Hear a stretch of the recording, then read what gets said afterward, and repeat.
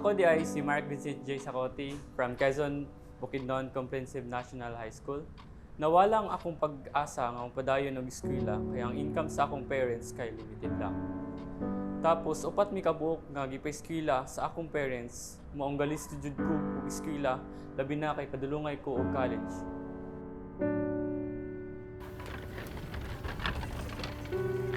Ako si Paulo R. Escalona, gapangita kog diskarte para makatabang sa akong parents para dili pod sila madak-an sa akong tuition.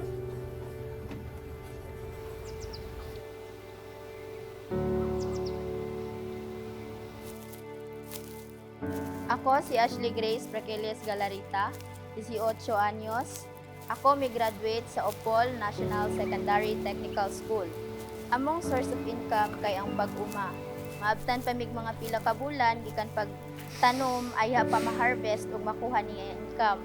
Samot kalisod hilabi na karon nga college nako unya limited ra among income and naay posibilidad nga dili makaya sa akong ginikanan ang pagpaskwela sa ako.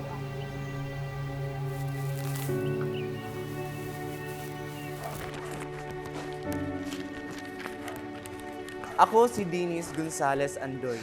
Nag-graduate ko gikan sa Bulua National High School. Gusto na ko nga mangita akong part-time job para dili madakuan ako ang parents sa akong tuition.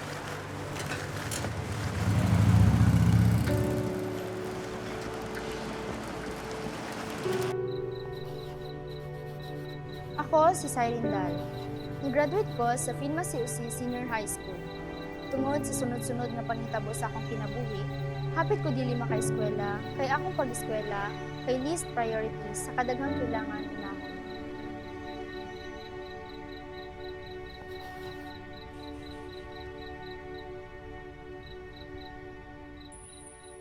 Limited,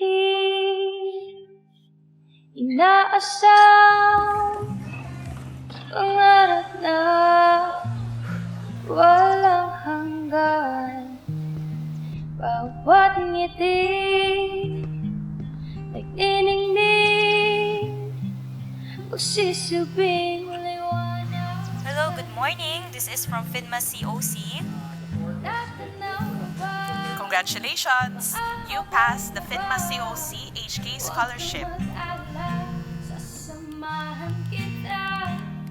Congratulations! You passed the FINMA COC HK Scholarship. Congratulations! You passed the FINMA COC HK Scholarship. See you! Pangarap, bawat hakbang, patungo sa pangarap. Nagapasalamat kayo ko aning opportunities kay nigamay ang akong tuition kay para mulahotoy ko sa akong kurso nga architecture. Thankful ko ani kay naka-take og scholarship para makatabang sa akong pag-eskwela to pursue my course, Bachelor of Science, Mechanical Engineering. Dako kay akong pasalamat sa scholarship nga akong nadawat kay at least nagamay-gamayan ang bayronon sa akong ginikanan sa akong tuition fee. Maong thankful ko sa mga teachers nako sa senior high school. Because of them, na-meet nako ang scholarship. In that way, mapadayon po nako ang ako ang kurso sa Bachelor of Secondary Education major in Filipino.